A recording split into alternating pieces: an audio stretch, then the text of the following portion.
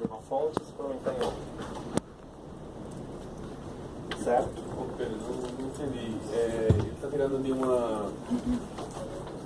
por exemplo, um convênio federal que ele sabe que não vai vir o dinheiro, mas de onde vai vir o que ele vai cumprir na fábrica do Santos? Do Tesouro.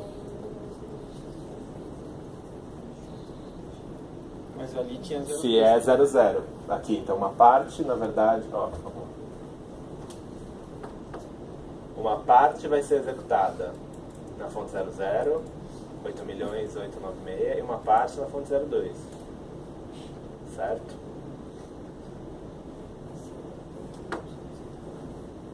Então ele tem que ter lastro financeiro do Tesouro, que é a fonte 00, para conseguir executar essa obra. Mas ele pode tocar uma despesa que era 0 ia ser coberta por 02 por uma que vai ser coberta por 00? Pode. Isso por aumento da arrecadação, por exemplo, ele percebe que está arrecadando mais. Ou ele tem outras coisas congeladas, então ele não vai executar uma parte do orçamento que estava previsto porque está contingenciado. Ele está suplementando uma dotação que vai ser executada. Como é que eu vejo isso no sistema? A diferença entre o que foi aprovado e o que foi aprovado na Câmara e as alterações que estão sendo feitas. Voltando aqui, ó, naquele da União, eu acho que aparece. Tá vendo quando a gente fala valor dotação inicial, valor dotação atual? O valor da dotação inicial que foi aprovado na Câmara, aquela dotação. O valor atual é com as alterações trazidas por esses decretos. Então o atual pode ser menor que o inicial ou pode ser maior. Na Prefeitura, em vez de atual, a gente fala atualizado. Mas é essa a ideia. É a diferença do que estava inicialmente e o que foi mudando com esses decretos. Beleza? Isso acontece com uma frequência Bem razoável. diariamente. Quase que diariamente. Ele tem que respeitar, por exemplo, se for uma verba que ele recebe, uma transferência do governo federal, que ele receber por um programa específico, vamos dizer, sei lá, Parque Cidades. Ele tinha que gastar só com mobilidade urbana. Ele não pode pegar aquele recurso que estava previsto lá e O recurso não, a previsão orçamentária sim. Aí que é a diferença. O que é isso? Tem uma caneta aí? Suponha que eu tenho aqui uma dotação. Sei lá, 20, 10, Secretaria de Transportes, 3372, que é a construção... Não, acho que é, sei lá, construção de corredores, fonte 02. Tenho essa dotação aqui, ela tem 10 milhões. O governo federal está repassando o recurso, mas não vai chegar em 10 bilhões. Ele repassou até agora, a gente imagina que ele vai repassar 2 bilhões. Certo? Isso aqui é o financeiro. Então, o lastro financeiro desta dotação, então é corredores, vai não ficar tão difícil. Do PAC, mobilidade, é 2 milhões. Se eu quiser fazer uma suplementação anulando esses 10, se eu quiser anular 8 milhões de reais aqui e jogar para educação, sei lá, para operação da Secretaria de Educação, administração da educação. Eu posso jogar aqui mais 8 milhões, se eu quiser. Usando a fonte do recurso, fonte do tesouro. Usando como fonte de tesouro. Eu tenho que ter lastro financeiro. Eu vou suplementar na função na fonte 00. Então eu tenho que ter lastro financeiro do tesouro para fazer isso. Aí assim, ou eu arrecadei mais do que eu previ, ou tem outras coisas que estão congeladas, ou eu já anulei outras dotações do tesouro. Isso deve ser bem útil, né? Dá uma flexibilidade razoável para os gestores. É como eu falei, o sistema no Brasil, o executivo, ele tem uma flexibilidade muito grande na condução do dia a dia. E acontece com valores muito altos, sabe? Acontece com valores muito altos. Acontece com certa frequência. Isso pode ser uma carta na manga, né? Do administrador. Principalmente, vamos supor, no caso da prefeitura. você sabe que você vai orçar e que não vai receber boa parte daqueles recursos de transferências, fica com sua margem de discricionalidade. Pode ser. Mas de qualquer forma a discricionalidade existiria, porque é isso, eu tenho que ter a fonte 00, eu tenho que ter lastro financeiro. Se eu tenho excesso de arrecadação, eu posso fazer um superávit por excesso de arrecadação também. Entendeu? Ou eu posso congelar outra coisa e suplementar isso aqui. Então, tem a discricionalidade do mesmo jeito. Isso aqui facilita. Eu tenho mais espaço orçamentário, a gente chama de espaço orçamentário.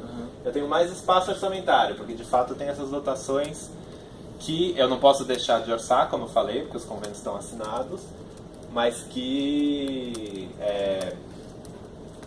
enfim, são valores que eu posso anular mais fácil, porque eu sei que os recursos não vão entrar. Então, facilita. Mas, de qualquer forma, a discricionalidade existiria. Entendeu? Não, mas o superávit você poderia fazer, você não poderia fazer um gasto que não está previsto no orçamento. Não. Mas, por exemplo, suponha que é isso, eu preciso de mais 8 milhões nessa dotação da educação e eu não tenho essas transferências federais. Se eu preciso de 8 milhões e eu tenho o recurso financeiro, por algum motivo, tem que ter algum motivo, certo? Ou eu não estou gastando outros lugares da fonte de tesouro, aí eu teria que achar onde anular e suplementar, ou eu não tenho... Você teve um excedente de arrecadação. Ou eu tenho um excedente de arrecadação, e aí eu vou suplementar por superávit. Ou suplementa por superávit, é isso? Não, aí é excedente de arrecadação. Superávit é quando é do ano anterior. Se eu arrecadei no ano se no ano passado meu resultado primário foi positivo, eu posso suplementar esse ano com base no superávit primário do ano anterior. Mas eu entendi porque é mais interessante para o governo remanejar do que abrir um crédito suplementar por excesso de arrecadação ou superávit. É porque aí pode parecer que as coisas estão bem demais, né? Não sei. É mais complexo, aí você tem que justificar a arrecadação, entendeu? Que é mais rápido ter esse excesso de arrecadação. E é mais raro. E como é que funciona a questão do déficit do ano anterior?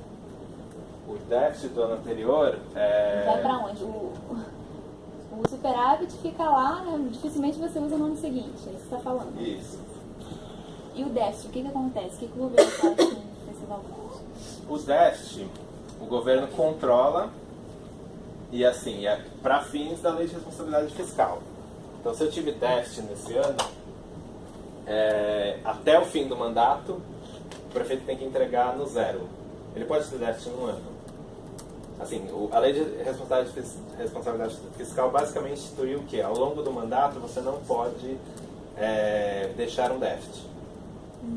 Então, depois de 4 anos, você exerceu todo o seu mandato, você tem que entregar à prefeitura com o resultado dos seus 4 anos, com superávit ou um equilíbrio. Então, esse déficit ele é controlado, é possível fazer déficit no ano, para entes subnacionais, mas até o fim do mandato, você tem que fazer superávites para compensar.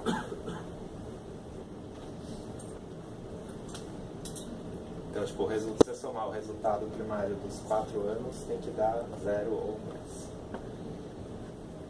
Senão não tem as contas aprovadas. Não tem as contas aprovadas. Recai em crime de responsabilidade fiscal? Ele torna-se inelegível. Para prefeitos não é tão incomum assim. Não. E a gente consegue esses dados no TSE, por exemplo? Quem já ficou inelegível Pela lei de responsabilidade fiscal? Não sei. O Maluf foi isso, né?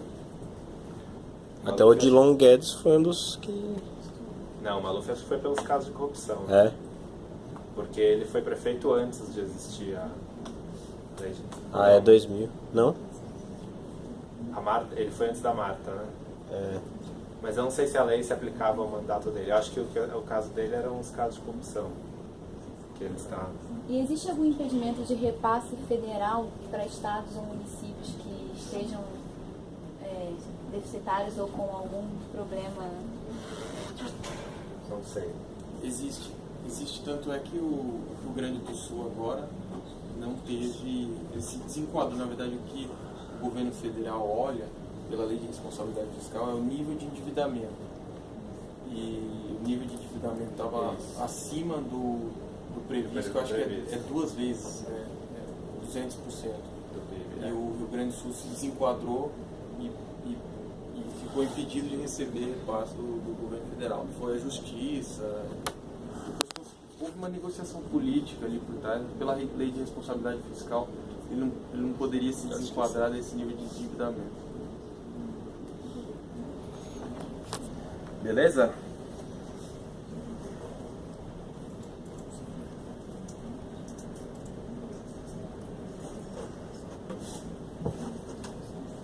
No governo federal tem um relatório de receitas ou seja, tem uma periodicidade que você faz, revisita o planejamento orçamentário. Se não me engano é trimestral, quadrimestral. Ah, não é bimestral? Um relatório? Acho que eu estava olhando esse relatório ontem. Não é isso aqui, quer ver? Deve estar tão zoado que eu não consegui achar.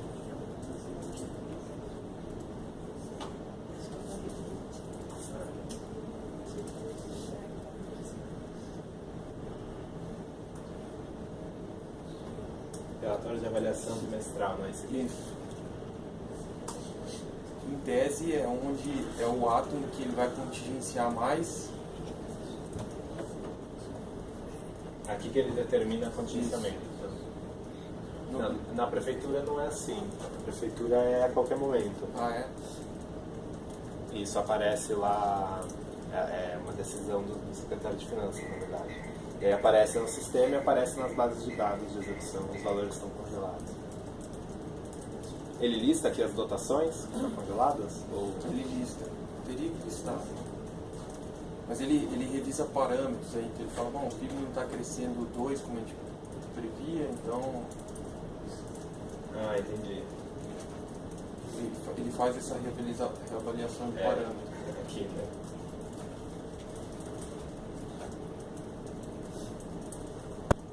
Mas... interessante também. Foi por isso que nesse caso específico da revisão que o Congresso teve que aprovar,